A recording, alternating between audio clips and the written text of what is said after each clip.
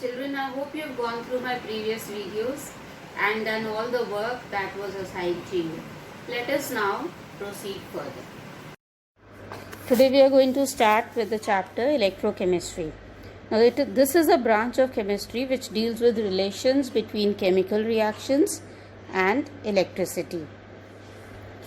It is the study of electrical properties of solution which are used in electrolysis, and also the chemical changes which are brought about by electrical energy.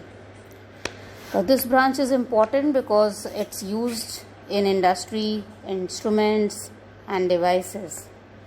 Now first thing that we have to study in this chapter is an electrochemical cell or galvanic cell. Now this is a device in which electrical energy is produced from chemical reaction.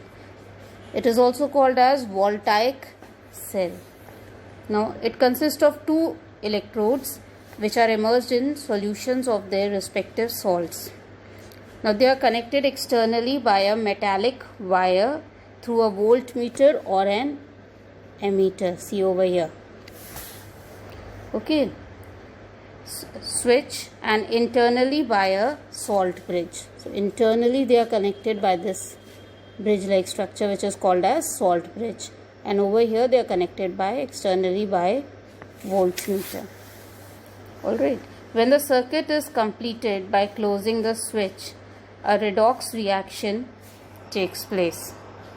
Now this is the switch. This is right now incomplete. When you close it, then circuit will get complete and a redox reaction will take place. The electrode at which reduction takes place, reduction it is gain of electrons. So the electrode at which reduction is taking place is called cathode, and the electrode at which oxidation or loss of electron is taking place is known as anode. For example, in Daniell cell or galvanic cell, if electrodes are externally connected, then at zinc electrode oxidation will occur and will act as anode. Alright, and the oxidation half cell reaction will be written as Zn is giving Zn2 plus 2 electrons. This is anode where loss of electron takes place. Alright, the electrons liberated, they move along the external connection through the wire. They will move and they will go to the other electrode, resulting in generation of a current. So at the copper electrode, reduction will occur and it will act as cathode. So at copper electrode, the reaction that will take place is Cu2 plus will accept these two electrons and will form Cu. So this will act as cathode. So the net reaction which takes place in each half cell, they are called as half cell reactions. These are all half cell reactions. See here, this is the zinc electrode and this is the copper electrode, and this is the connection between the two through a salt bridge and there through external wire. So at zinc electrode, this electrode, electrons are being lost, and at copper electrode, electrons are being gained. So that is why zinc electrode will act as anode and copper electrode will act as cathode. Now a salt bridge is usually used to connect the electrodes in a galvanic cell. It consists of a gel drawn into a clean U tube. You saw the shape of the tube was U-like. So this gel is formed by adding agar-agar into boiling water containing inert electrolyte like potassium chloride. So when the circuit is completed by inserting the key in the circuit, the electric current flows through the external circuit and the anode loses its weight and concentration of Zn2 plus in ZnSO4 solution will increase. Copper gets deposited on cathode and Cu2 plus concentration in the solution will decrease, and because it is getting deposited on the electrode. So there is a flow of current electrons in an external circuit from anode to cathode. So flow of electrons is from zinc to copper. See here, once more I'll show you. The flow of electrons is from zinc. See the direction of the arrow. Electrons are going from zinc to copper, and the flow of current is from copper to zinc. Alright. Now we come to the next thing, that is functions of salt bridge. Why do we insert a U-shaped salt bridge? Now first thing is it completes the electrical circuit, then it maintains electrical neutrality of the two half cell solutions, and the formulation of cell, which is also known as cell notation. It is shown like this. For the above cell in which there were two electrodes, zinc and copper, so it is shown like this: Zn/Zn2 plus. Then there is this double lines, this is indicating the salt bridge, Cu2 plus /Cu.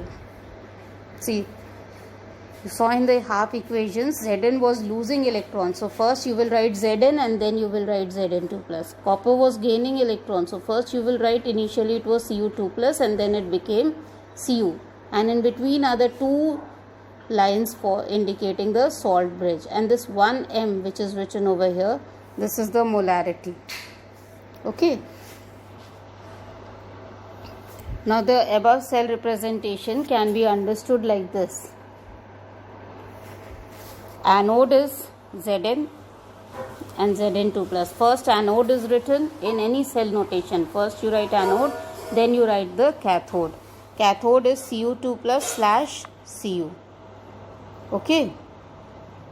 Now anode is the negative pole, cathode is the positive pole.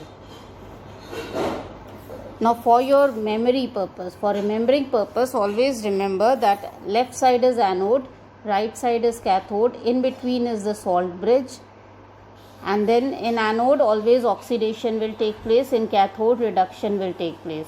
An anode will be negative and cathode will be positive. This is for you to, if you remember this much, then you can, whenever you are asked, in the exams you are asked to make the diagram showing the electrochemical cell. So if you know which is the anode, which is the cathode, you can make anode on left side, cathode on right side, in between make a salt bridge.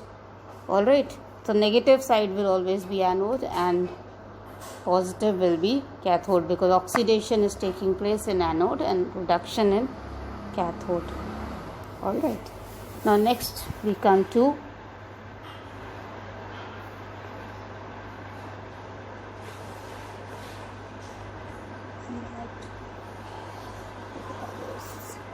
electrode potential. It's here only. Electrode potential. The electrical potential difference set up between the metal and its ion in solution is called electrode potential. Or you can say that it is the tendency of an electrode to gain or lose the electrons when it is in contact with the solution of its own ions. Now electrode potential is basically of two types. First is oxidation potential. So it is called oxidation potential if oxidation is taking place at the electrode with respect to standard hydrogen electrode or any other reference electrode.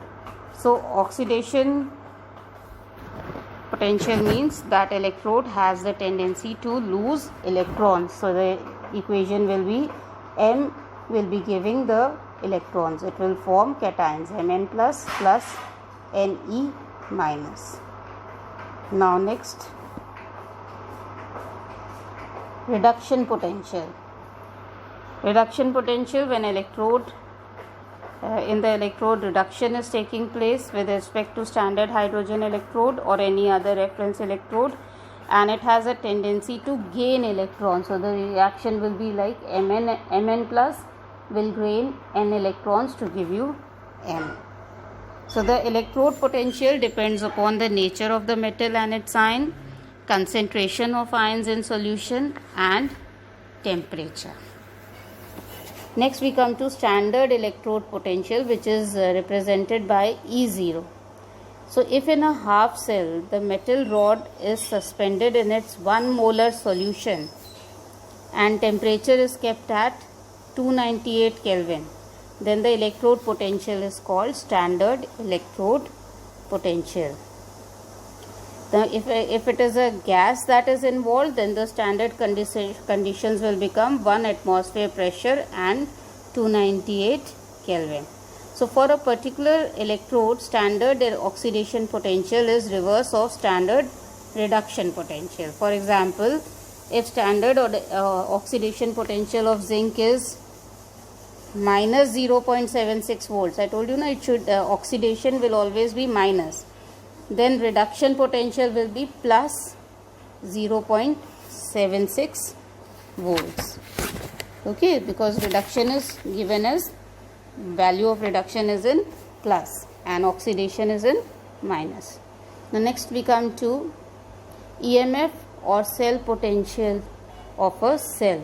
Now the difference between electrode potentials of the two electrodes constituting an electrochemical cell is known as electromotive force or EMF or cell potential of a cell. This is the driving force for cell reaction. It is expressed in volts. So you can see here EMF is reduction potential of cathode minus reduction potential of anode. So E cell is equal to E cathode minus E anode. You can also remember it like E right minus E left. So this is the EMF, which is also called as electromotive force of a cell. Okay, it is also called cell potential. Now next is standard or normal hydrogen electrode. It is called as SHE, She or NHE. Now the absolute value of electrode potential of a single electrode can be determined by a reference with the help of reference electrode or standard hydrogen electrode, because its standard value is taken as assumed to be 0. So standard hydrogen electrode consists of a platinum wire which is sealed in a glass tube. See here, there is a platinum wire. It is sealed in a glass tube and has a platinum foil attached to it. This is the platinum foil that is attached to it. It is coated with finely divided platinum, and the platinum electrode is dipped in 1 HCl. This is 1 HCl solution in which this electrode is dipped. Pure hydrogen gas at 1 bar is the unit of pressure, is bubbled at constant temperature. From here, hydrogen gas is bubbled at constant temperature of 298 Kelvin. Okay, now if standard hydrogen electrode is acting as anode, then the reaction will be H2 will give 2H plus 2 electrons. But if it is acting as cathode, reaction will be 2H plus 2 electron will give you H2. Okay. Now it is difficult to prepare standard hydrogen electrode, therefore other reference electrodes like calomel electrodes, they are used. This electrode can be prepared as platinum, mercury chloride with KCl instead of hydrogen with HCl. So standard electrode potential value for those is 0.2415 volts at 25 degrees Celsius, and it is a reversible electrode. We are talking about the calomel electrode. Alright, so for calomel electrode, the representation will be HgCl2 will give you Hg2 plus 2Cl minus, and Hd2 plus 2 electrons at cathode will give you 2 Hg. So the overall reaction will be HgCl2 plus 2 electrons gives 2 Hg plus 2 Cl minus. So when this electrode is used as anode, the half cell reaction takes place as 2Hg plus 2Cl minus give you HgCl2 plus 2 electrons. So this can be used in place of standard hydrogen electrode because it is easier to prepare. Next we come to measurement of standard electrode potential E0. Now let us first take measurement of E0 of Zn2 plus Zn electrode. Now this is an electrode which has Zn rod, zinc rod immersed in 1 molar solution of ZnSO4, and it is combined with standard hydrogen electrode. See here, zinc rod in 1 m solution of ZnSO4, and it is in combination with SHE, standard hydrogen electrode, which diagram you studied previously. Okay, and the EMF of the cell is calculated. So the cell is represented like this. First you have to write the anode, so you will write this side Zn slash Zn2 plus, molarity is 1 m, double lines for the salt bridge, then H plus H2 at 1 bar slash platinum. So E cell will come out to be ER minus EL. So right side you have hydrogen and left side you have zinc.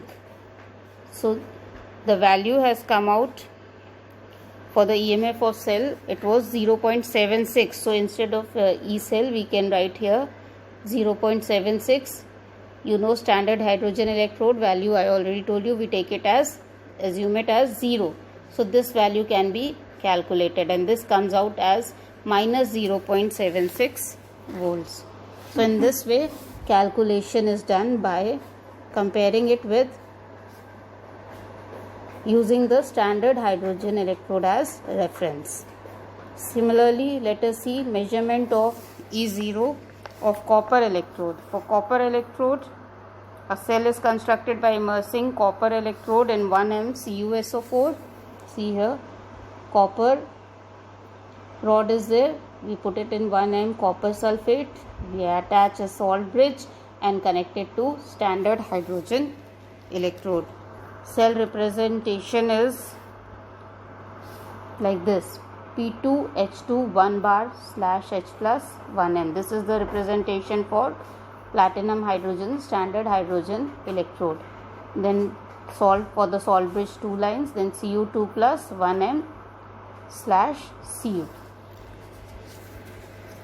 Okay, now for calculating the EMF on measuring the reading that is coming in the voltmeter comes to be 0.34 volt.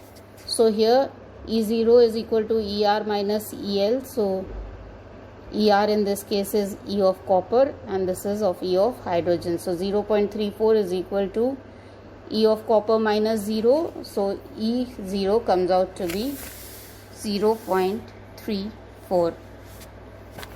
Okay, because it was on the right side.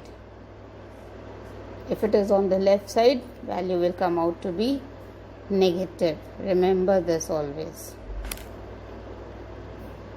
Now we come to the next point, that is electrochemical series. Now the arrangement of various electrodes in order of their increasing values of standard reduction potential is called electrochemical series. And application of electrochemical series, the elements with greater standard electrode potential is a stronger oxidizing agent, whereas element with smaller value of E0 is a stronger reducing agent. So you can compare the elements as to which is better oxidizing agent or reducing agent. It can be used for calculating the EMF of a cell.